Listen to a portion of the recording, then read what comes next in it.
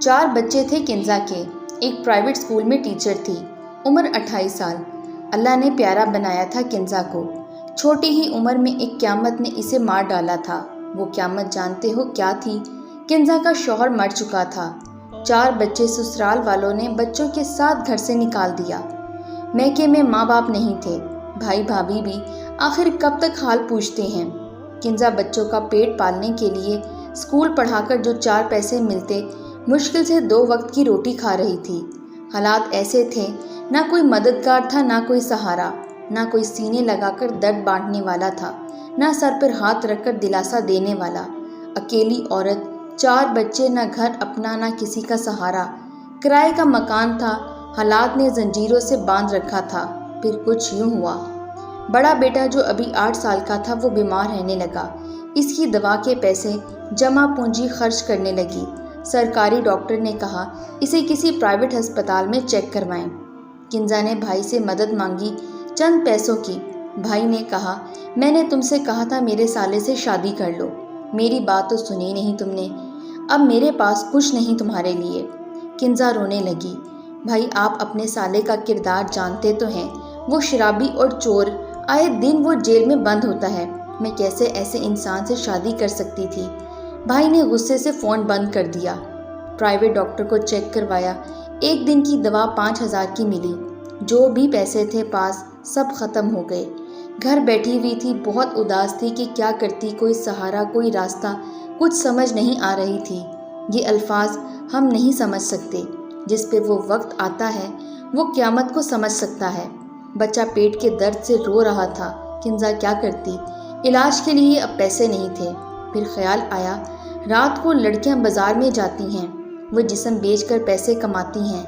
کنزا حافظ قرآن بھی تھی، اللہ سے رو رو کر دعا مانگ رہی تھی کہ اللہ میری مدد فرما، میں کمزور ہو چکی ہوں، اولاد کے لیے میں قدم اٹھا رہی ہوں۔ اسکول والوں نے بھی یہ کہہ کر نکال دیا تھا کہ آپ اب بہت چھٹیاں کرتی ہیں۔ کنزا نے بتایا بھی تھا کہ اس کا بیٹا بیمار ہے، لیکن ہم وہ باضمیر لوگ ہیں جو کسی کی مجبوری کا فائدہ تو اٹھا سکتے ہیں، لیکن کسی کا درد نہیں سمجھ سکتے۔ ہم کسی ایسی مجبور عورت کی مدد یا تو رات کی خاطر کرتے ہیں یا پھر 100 روپے دے کر تصویر بنا کر فیس بک پر ڈال کر شہرت کماتے ہیں۔ خیر حجاب اوڑے وہ چلی گئی۔ بچے سو چکے تھے، آنکھوں میں آنسو تھے، دل خون زدہ تھا، جسم کانپ رہا تھا، نظریں جھکی ہوئی تھیں۔ وہ بازار میں کھڑی ہو گئی۔ بہت سی لڑکیاں دھندے کے لیے کھڑی تھیں، کنزا نظر جھکائے کھڑی تھی۔ اتنے میں ایک شخص آیا۔ چلو گی؟ کنزا نے اس کی جانب دیکھا، وہ 40 سال کا شخص تھا۔ کنزا نے پیسے پوچھے، اس شخص نے 5000 روپے کہا۔ کنزا جانے لگی، پھر رک گئی۔ مجھے نہیں جانا، وہ شخص مسکرا کر بولا۔ اور پیسے چاہیے کیا؟ کنزا خاموش رہی۔ اتنے میں ایک لڑکا جس کی عمر 30 سال تھی وہ بائک پہ گزر رہا تھا۔ اس کی نظر کنزا پر پڑی، وہ رک گیا۔ کنزا اس شخص سے کہنے لگی بھائی صاحب میں غلط لڑکی نہیں ہوں، میرا بیٹا بیمار ہے، مجھے اللہ کے واسطے 5000 روپے دے دیں۔ وہ شخص مسکرایا۔ او بی بی، ساتھ چلنا ہے تو بول، ورنہ کوئی پیسے نہیں۔ وہ لڑکا سب دیکھ رہا تھا۔ جب کنزا نہ گئی اس کے ساتھ تو وہ شخص کسی دوسری لڑکی کو لے کر چلا گیا۔ کنزا زمین پر بیٹھ گئی، رونے لگی، اے اللہ مجھے موت دے دو۔ وہ لڑکا آگے بڑھا، آہستہ سے آواز دی۔ کنزا کا جسم کانپ گیا، یہ مجھے کس نے آواز دی ہے؟ نظریں اٹھا کر دیکھا، سامنے علی تھا۔ کنزا نے نظریں جھکا لیں۔ علی آگے بڑھا، کنزا کے سر پر دوپٹہ دیا۔ کنزا آؤ بائک پہ بیٹھو میرے ساتھ۔ کنزا خاموش تھی۔ علی کوئی اور نہیں، اس اسکول کا پرنسپل تھا جس اسکول میں کنزا ٹیچنگ کرتی تھی۔ کنزا رو رہی تھی۔ کچھ دور جا کر علی نے بائک کھڑی کی۔ کنزا میں آپ سے کچھ نہیں پوچھوں گا، میں آپ کا ہر درد جان گیا ہوں، آنسو صاف کرو۔ کنزا نے علی کے سامنے ہاتھ جوڑ لیے۔ علی سر، میرا اللہ گواہ ہے میں غلط نہیں ہوں، وہ میرا بیٹا بیمار ہے۔ علی سر کسی کو کچھ نہ بتانا، آپ سب مجھے طوائف سمجھیں گے۔ علی ہلکا سا مسکرایا۔ کنزا گھر چلو پاگل۔ کنزا کو گھر چھوڑا، 10,000 روپے دیے اور کہا میں کل ملنے آؤں گا، پریشان نہ ہو کنزا۔ کنزا ساری رات نہ سو سکی۔ علی سر میری کتنی عزت کرتے تھے، اب وہ میرے بارے میں کیا سوچتے ہوں گے؟ دوسرے دن علی کنزا کے گھر آیا۔ کنزا بچوں کو لیے اداس بیٹھی ہوئی تھی۔ نہ جانے کس سوچ میں گم تھی۔ دروازے پر دستک ہوئی۔ علی تھا سامنے۔ علی سر آپ؟ علی مسکرایا۔ کنزا آپ سے ضروری بات کرنی ہے۔ کنزا نظر جھکا کر بولی، جی علی سر کہیں۔ علی آہستہ سے بولا، کنزا اگر میں کہوں مجھے آپ سے نکاح کرنا ہے تو کنزا حیران تھی۔ سر علی نے آنکھوں سے اشارہ کیا، ہاں کنزا۔ کنزا خاموش رہی، بچوں کی جانب دیکھنے لگی۔ علی مسکرایا، کنزا آپ کے بچے میرے بچے ہوں گے، آپ کو کبھی دکھ نہیں دوں گا، ہمیشہ ساتھ نبھاؤں گا۔ کنزا آہستہ سے بولی، علی سر آپ بدل جائیں گے۔ بعد میں علی پیار سے بولا، کنزا یقین کر کے دیکھو نہیں بدلوں گا۔ کنزا حیران تھی، کون بھلا کسی کے بچوں کو پالتا ہے؟ علی پہ کیسے یقین کروں؟ لیکن کنزا کے پاس کوئی اور راستہ بھی تو نہیں تھا۔ کنزا نے ہاں کر دی۔ نکاح کے وقت علی نے اپنا گھر، اپنا اسکول کنزا کے نام کر دیا اور ہاتھ تھام کر کہا، کنزا اتنی خوبصورت اور قرآن پاک کی حافظہ کو میں بازار میں بکنے والی عورت نہیں بننے دے سکتا تھا۔ یہ میری ہمدردی نہیں بلکہ اچھا مرد ہونے کی علامت ہے۔ اب سے میں آپ کا لباس اور آپ میرا لباس۔ آج سے آپ میری ہمسفر کنزا اور میں آپ کا محافظ۔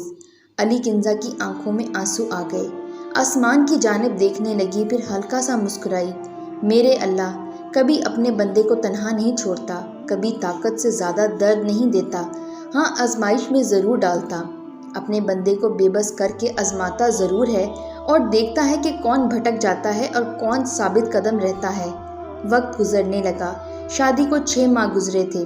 علی نے کہا، کنزا آپ شادی سے پہلے CSS کا امتحان دینا چاہتی تھیں لیکن حالات کی وجہ سے نہیں دے سکیں۔ میں چاہتا ہوں کہ آپ CSS کا امتحان دیں کنزا۔ آہستہ سے بولی، علی مجھ سے اب نہیں پڑھا جائے گا۔ علی نے ماتھے پہ بوسہ کیا، میری جان میں ساتھ ہوں نا۔ علی کی ضد پر کنزا نے CSS کا امتحان دیا۔ رزلٹ کا انتظار تھا۔ کچھ دن گزرے، کنزا کچن میں کھانا بنا رہی تھی۔ علی گھر آیا، بہت خوش تھا، زور زور سے آواز دینے لگا، کنزا کنزا کہاں ہو؟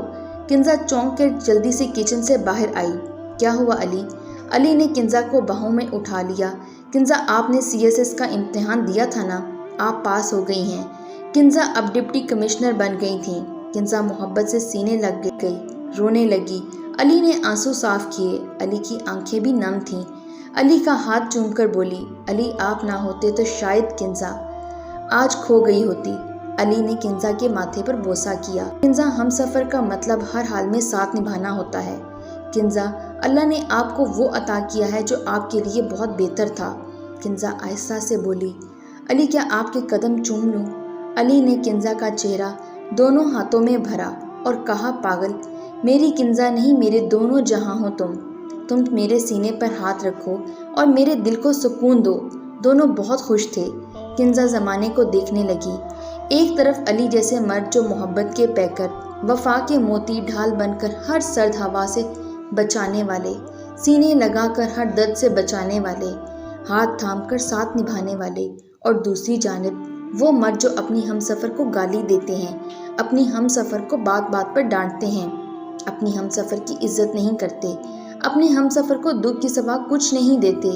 کنزا مسکرا کر بولی، اگر عورت کا دشمن سارا زمانہ بھی ہو نا، صرف ایک ساتھ نبھانے والا ہم سفر ساتھ ہو تو عورت زمانے سے جیت جاتی ہے، لیکن اگر زمانہ تو ساتھ ہو لیکن ہم سفر ساتھ نہ ہو تو عورت جیت کر بھی ہار جاتی ہے۔ اپنی ہم سفر کو عزت دینا سیکھو، اس کو سینے سے لگا کر دیکھو، اسے خوشیوں کو کچھ پل اس کے نام کرو۔ طلاق دینا، ساتھ چھوڑ دینا، گالی دینا، تھپڑ مارنا، یہ سب کم ظرف مرد کرتے ہیں۔ مرد تو علی جیسے ہوتے ہیں، 4 بچوں کی ماں جو طوائف بن جاتی۔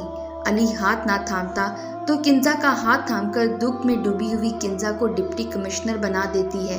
ایسی ہوتے ہیں اچھے ہم سفر کی محبت۔